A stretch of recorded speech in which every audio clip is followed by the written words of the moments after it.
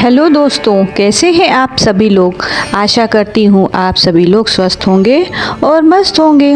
हमारे इस channel divine Shipra में आपका बहुत बहुत स्वागत है। यह उस समय का वृत्तांत है जब कलयुग का प्रभाव बढ़ रहा था और लोग धर्म कर्म भूलकर केवल स्वार्थ में डूबे थे।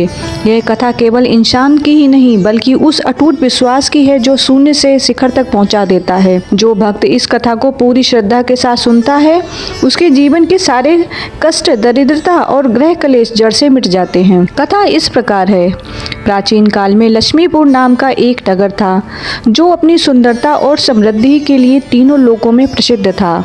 वहाँ शीला नाम की एक स्त्री रहती थी। शीला का सौंदर्य केवल भारी नहीं था, उसका हृदय भी सोने जैसा था। वह प्रतिदिन ब्रह्म मुहूर्त में उठती, तुलसी माता को जल चढ़ाती और अतिथियों की सेवा साक्षात नारायण समझकर करती थी।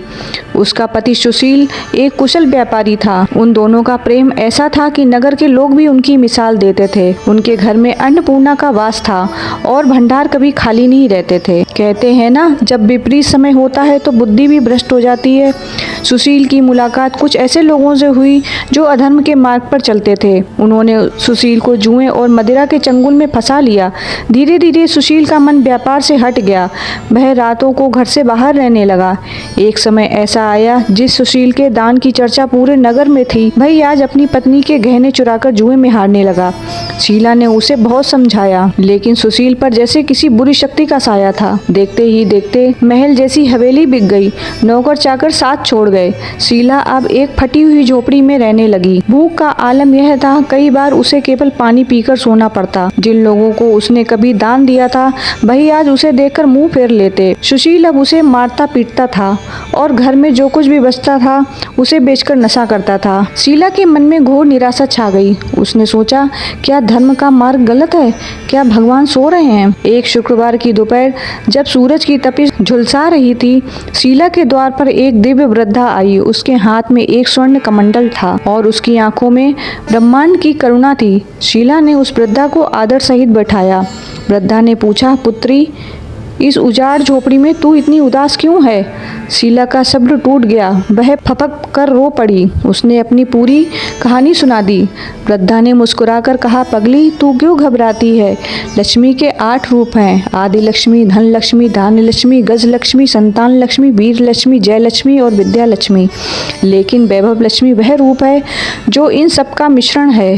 वह व्रत कलयुग का सबसे बड़ा गुप्त वरदान है। फिर वृद्धा ने व्रत की विधि बताई। 11 या 21 शुक्रवार का दृढ़ संकल्प लें। एक तांबे या चांदी का कलश, उस पर पानी भरकर एक कटोरी रखना। कटोरी में सोने का गहना या चांदी का सिक्का रखना। पूजा शाम के समय ही करनी चाहिए जब दिन और रात मिल रहे हों। ओम श्रीम ह्रीम क्लीम श्रीम सिद्ध लक्ष्मी नमः का 108 बार जाप करना चाहिए। गाय के दूध से बनी शुद्ध खीर का भोग लगाना चाहिए। शीला ने पूरी निष्ठा से व्रत शुरू किए। पहले 7 शुक्रवार तो बहुत कठिन थे। सुशील ने बाधा डालने की कोशिश की, घर में कलेश बढ़ा, लेकिन शीला टस से मस न हुई। 21वें शुक्रवार को जब उसने उद्यापन किया और कन्याओं को भोजन कराकर उसने वैभव लक्ष्मी की पुस्तकें दी, एक दिव्य ज्योति जली। उसी रात सुशील को एक सपना आया जिसमें उसने अपने दादाजी का गुप्त तहखाना दिखा। वह जागा तो उसने खुदाई की तो वहाँ 7 स्वर्ण कलश मिले। उसकी बुद्धि अचानक साफ हो गई।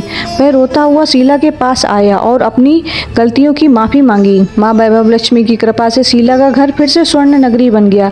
सुशील ने फिर कभी जुए को हाथ नहीं लगाया। उन्होंने नगर में एक विशाल मंदिर बनवाया और हजारों भूखों को भोजन कराया। यह कथा गवाह है कि जो भक्त हार नहीं मानता, माँ उसके लिए स्वयं नीचे उतर आती हैं। जो इंसान इस कथा को विस्तार से पढ़ता है या दूसरों को सुनाता है, उसके जीवन में दरिद्रता की छाया सदा के लिए हट जाती है।